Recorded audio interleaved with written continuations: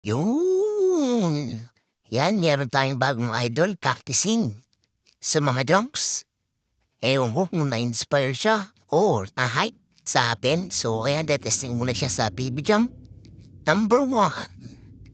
Ayan na si Sir. Ooh, clear. Unlock ang baby one. So, ayan. Gusto niyang upgrade agad. So, testingin niya yung medyo mataas-taas ng onti. Jump number two. Talagang na-hype si Sir. So far, so good. So, ayan na siya. Oops. Boom. Clear uli. Ang galing-galing ni Sir. Fast learner. So, ayan na. At tataronin niya na yung number 3 jump.